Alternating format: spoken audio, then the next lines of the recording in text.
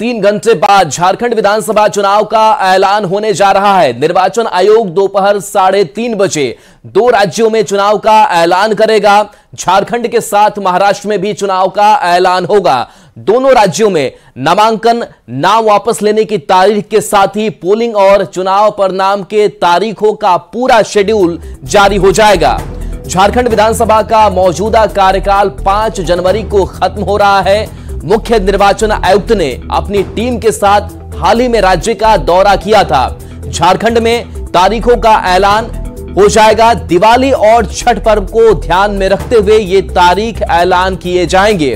राज्य के राजनीतिक दलों ने भी चुनाव आयोग से इस संबंध में गुजारिश की थी जब निर्वाचन आयोग की टीम झारखंड पहुंची थी।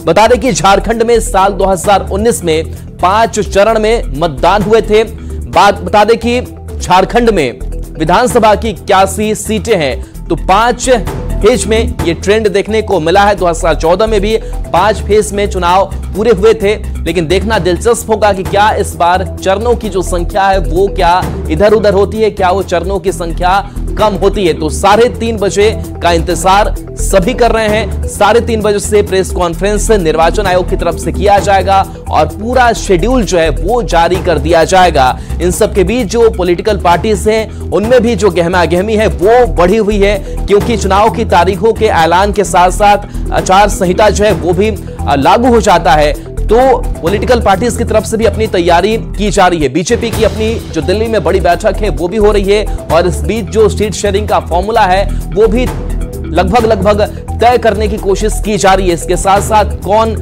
किन सीटों पर चुनाव लड़ेगा, उम्मीदवार कौन कौन होंगे, इस पर लगातार अब मंथन जो है वो तेज होता हुआ नजर आ रहा है। तो चाहे वो बात करें जेएमएम और बाकी उनके जो गठबंधन दल है उनकी या फिर एनडीए की, दोनों तरफ से पूरी कवायद की जा रही है कि कैसे इस चुनाव में फतह पाया जाए। तो ये जो तारीख है वो भी अब 3:30 बजे के वक्त में सामने आ जाएगी। पूरा शेड्यूल जो है वो सामने आ जाएगा और करीब घंटे भर का प्रेस कॉन्फ्रेंस जो है पूरा शेड्यूल जारी किया जाता है, तारीख बताई जाती है। इसके साथ साथ क्या व्यवस्था होगी, कितना अलग इस बार का चुनाव होगा, ये सारी जानकारियां जो है वो प्रेस कॉन्फ्रेंस के दौरान मिल जाएंगी।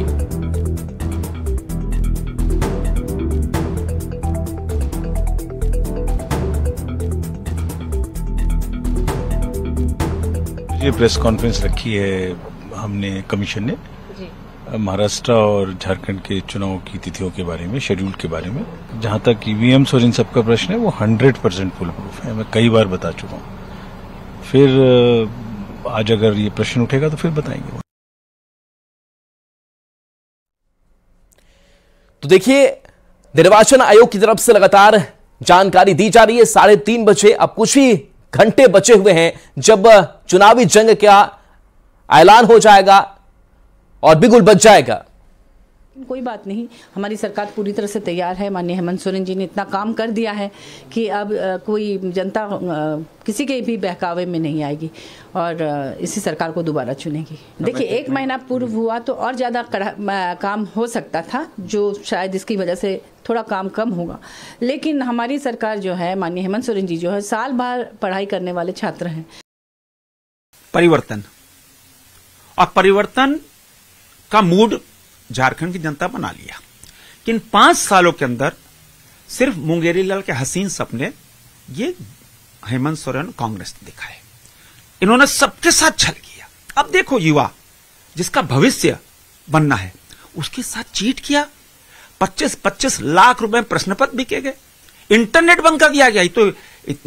तो रिकॉर्ड हो गया हिंदुस्तान का। एग्जाम कराने के लिए भाई एग्जाम हम नहीं करा पाएंगे, हम अच्छा है, मेरी सरकार अच्छा है, इंटरनेट बंद कर दो।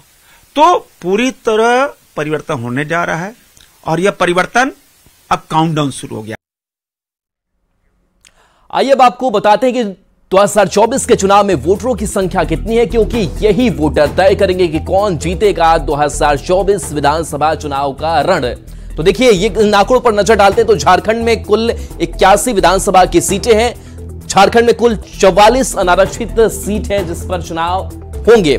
इसके साथ साथ बाकी अन्य सीटों की बात करें तो झारखंड में कुल 37 आरक्षित सीट भी रखी गई है जिस पर मतदान जो है वो किया जाएगा। इसके साथ आंकड़े ये कहते हैं कि झारखंड में एससी आरक्षित 9 सीट है, बाकी एसटी के क्या आंकड़े हैं उस पर भी नजर होगी। तो झारखंड में एसटी आरक्षित की 28 सीटें जो हैं वो झारखंड में है। इसके साथ साथ बाकी और गणित की बात करें तो ये सीटों का आंकड़ा, इसके साथ साथ देखिए 2019 चुनाव के आंकड़े क्या कहते हैं। तो इसमें कुल 1216 उम्मीदवार ने हिस्सा लिया था। 2019 में 1039 उम्मीदवार की जमानत जो है वो जब्त हो गई थी। तो ये आंकड़े हैं और आंकड़े ये बता रहे हैं कि 2019 में किस तरीके की जो स्थिति है वो रही है। तो देखिए आज 3:30 बजे का वक्त होगा और देखिए मतदान केंद्रों की संख्या 29,562 है। ये 2024 के आंकड़े हैं।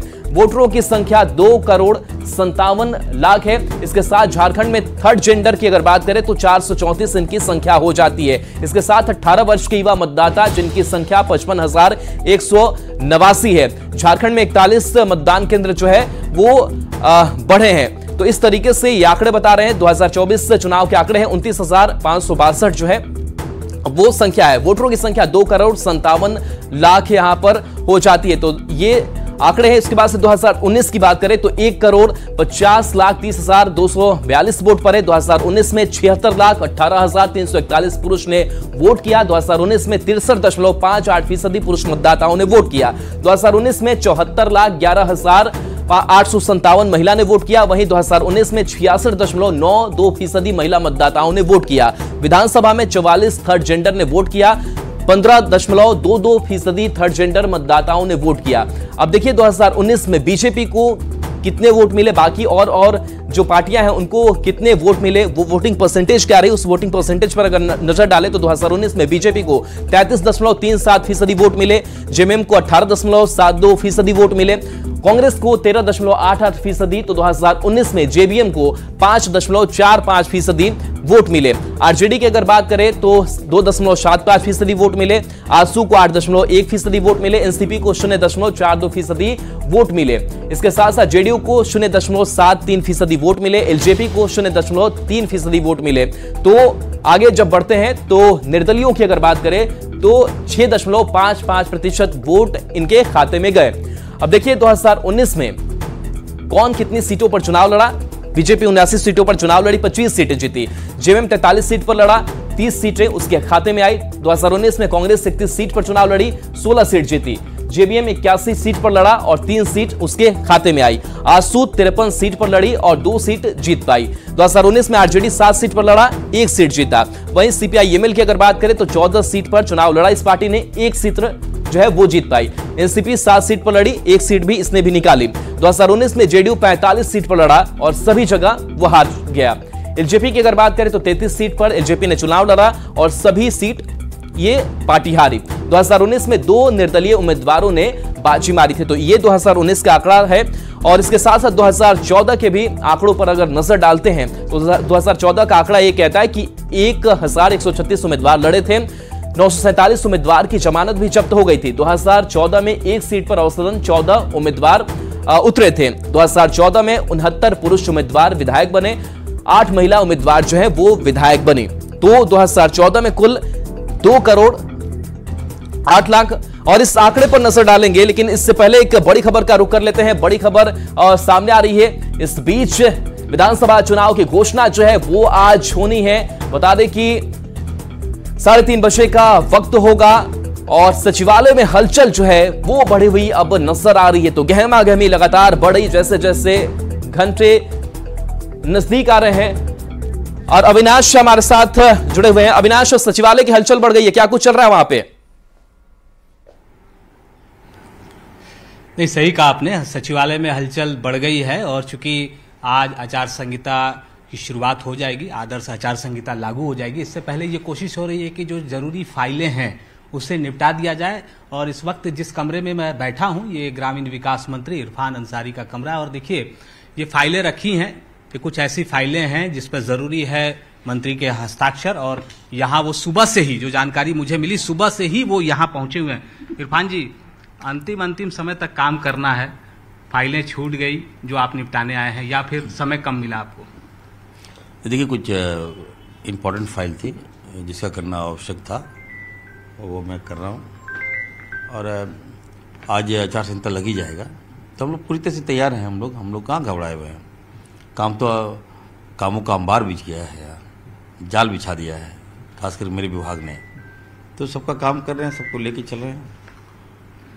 इरफान जी, यह सवाल यह भी उठता है कि चूंकि आपने ही कहा कि काम तो बहुत हुआ, आपको भले ही कम मौका मिला हो, बीजेपी इसी काम पर तो सवाल उठा रही है कि आप कह रहे हैं काम का अंबार लगा, वो कहती है काम किया क्या आपने?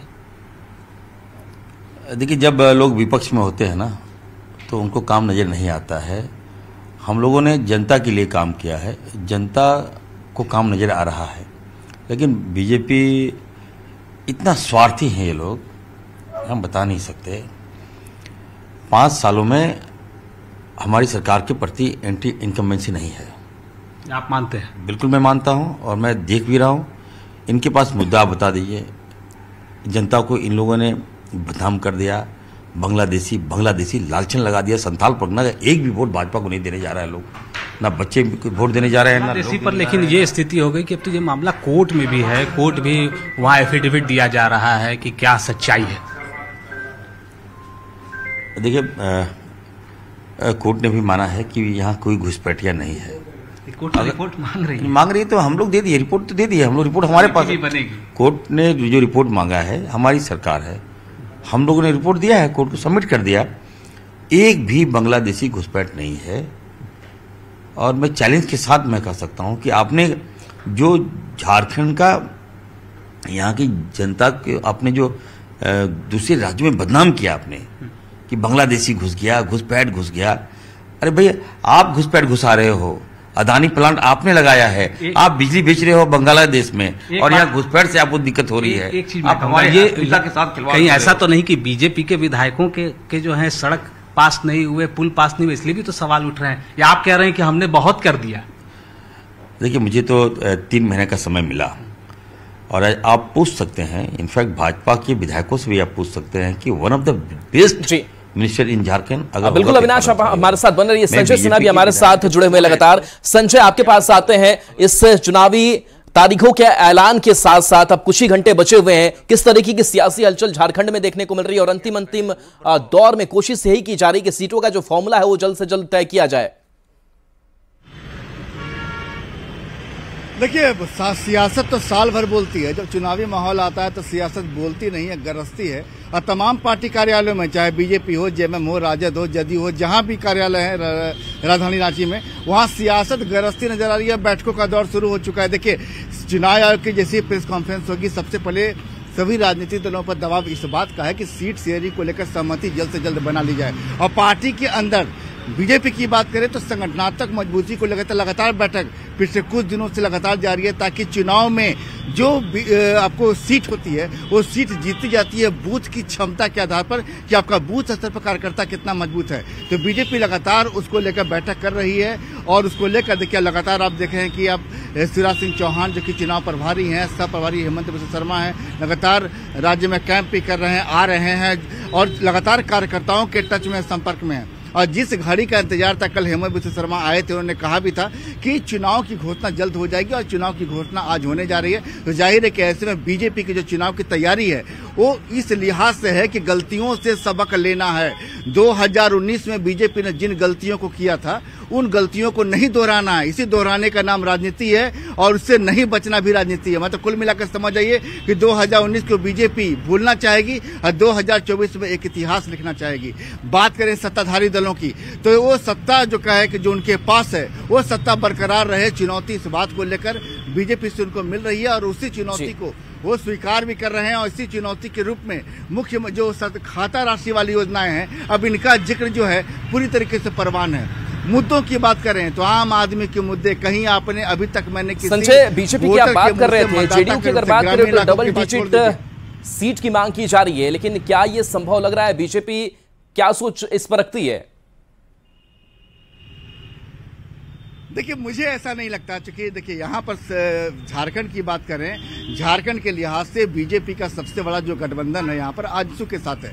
बीजेपी ने आजसू को भी स्पष्ट मैसेज दे दिया है कि 6 से 9 अगर डबल डिजिट में सम्मानजनक सीट जाएगी तो 10, बहुत हुआ तो 11। मतलब ये जो आंकड़े हैं 9 से 11 में जुड़ रहे हैं। जदयू की बात करें तो जो अभी तक जानकारी जो आ रही है वो 2 सीटों की ही चर्चा है। जमशेदपुर पश्चिम की सीट जहां सरयू राय की बात आ रही है और तमाड़ की सीट जो राजा पीटर की बात आ रही है। मतलब 2 से ज्यादा सीटें गठबंधन में मिलती हुई नजर नहीं आ रही। अगर आप पूरा आकलन देखेंगे तो तकरीबन करीब 67 सीटों पर बीजेपी खुद चलिए बिल्कुल इस सीटों को फाइनलाइज करने की कोशिश लगातार की जा रही है और एक कोशिश जो है वो चलता भी रहेगा। और चलिए एक बार फिर से हमारे साथ अविनाश जुड़े हुए। अविनाश, इरफान अंसारी से आप बातचीत कर रहे थे और फाइलों को निपटाने की कोशिश हो रही है, और क्या कह रहे हैं वो? देखिए इरफान जी एक और इशारा कर रहे थे जब हमारे सहयोगी संजय जी बोल रहे थे। वो कह रहे हैं कि जो विरोधी दल है वो डर गई है, 2500 रुपए हम महिलाओं को दे रहे हैं इसलिए डर गई है, इसलिए आज आनन फानन में चुनाव की घोषणा हो रही है। यही बोल रहे इरफान जी? बिल्कुल। देखिए हमारे माननीय मुख्यमंत्री आदरणीय हेमंत सोरेन जी ने पूरे राज्य में मैया सम्मान, माँ बहनों को सम्मान दिया। हम लोगों ने 1,000 रुपया दिया। तो वो 1,000 रुपया नहीं, मतलब किसी के घर में हम जब एरिया गए, घूमने के लिए गए, तो लोगों ने कहा कि 1,000 नहीं, मतलब अपने भाषा में 1,000 नहीं मिल लो, हमने 5,000 मिल लो, 6,000 मिल लो, 7,000 मिल लो। मैंने हमारा जो लैंग्वेज परिवार में महिलाओं की संख्या ज्यादा है तो बोला कि हमने एकदम बड़ी खुशी की, हमने तो भगवान भेज लो आप। मतलब तो अभी इरफान जी ये सवाल उठ रहा है इरफान जी एक कि ये जो 3 महीने पहले आपने 1,000 देने का निर्णय, ऐसा क्या हो गया कि तुरंत आप कह रहे हैं हम 2,500 दे रहे हैं? पहले ही 2,500 क्यों नहीं? यही तो बीजेपी पूछ रही है। जब हम लोग गांव में गए तो इसका रिस्पांस काफी अच्छा मिला। अब हम लोग को लगा कि नहीं, सारी माँ बहनें कह रही हैं कि मंत्री जी थोड़ा राशि बढ़ा दीजिए। हम लोग तो कहाँ जाएंगे, हम लोग तो आपकी के सरकार के अंग हैं, तो बढ़ा दीजिए, बहुत अच्छा, हम लोग ऋणी रहेंगे आपके आजीवन भर। तो मुख्यमंत्री जी ने बड़ा दिल दिखाया, कलेजा खोल दिया। राहुल गांधी जी से बात करके 2,500 रुपया कर दिया। बीजेपी कह रही है गोगो योजना से डर गए। नहीं, 2,500 रुपया करने के बाद देखिए आनंद फानंद में भाजपा आज सुनते हैं कि भाजपा आज चुनाव कोड ऑफ कंडक्ट लगाने जा रही है। तो और भी प्लान था हम लोग का कि और 2-3 दिन और समय। अविनाश, योजनाओं के जरिए तो लोगों में बैठ बनाने की कोशिश जरूर की जा रही है इस गठबंधन की तरफ से, लेकिन ये भी पूछिए कि कई जगह कांग्रेस के कार्यक्रम हुए और वहां पर कई गुट जो है वो आपस में भिड़ गए। ये अंतरकलह आखिर कांग्रेस में कब खत्म होगी? लगा दिया है। अब तो चूंकि चुनाव में आप लोग जा रहे हैं इरफान जी, कई जगहों पर जो अभी आपकी समीक्षा जो बैठ संवाद कार्यक्रम चल रहा था, कई जगह पर लोग लड़ रहे थे, कांग्रेस के लोग। आपको याद होगा, मुझे दोहराने की जरूरत नहीं है। कितना कांग्रेस एकजुट है? योजना आप ले आए, आपकी बात ही हम मान लें, आपकी पार्टी कितनी तैयार है? बिल्कुल। देखिए झारखंड मुक्ति मोर्चा और कांग्रेस पार्टी आरजेडी हम लोग एक हैं यहाँ पर, ठीक है। और जब बड़ी पार्टी होती है तो थोड़ा अनबन होता है। क्या भाजपा में अनबन नहीं हुआ? क्या जूता चला, लात चला, क्या नहीं हुआ, लेकिन मीडिया नहीं दिखाया। और कांग्रेस में हल्का सा कुछ होगा तो तुरंत मीडिया दिखा देती है। हम ही लोग पर आरोप है? नहीं, आप पे नहीं, मतलब और सब मीडिया जो आप तो निष्पक्ष मीडिया है, आपके बारे में नहीं कर रहा हूँ, लेकिन कांग्रेस का हल्का सा कुछ क्या होगा तो फ्लैश चलेगा पूरा। आप कह रहे हैं कि जो भी हुआ उसका कोई फर्क नहीं पड़ेगा चुनाव? अब मैं कह, देखिए चुनाव के समय में आना जाना लगा रहता है। अब टिकट तो एक आदमी को मिलेगा। और चलिए बिल्कुल अविनाश आपके पास आएंगे, एक बड़ी खबर इस बीच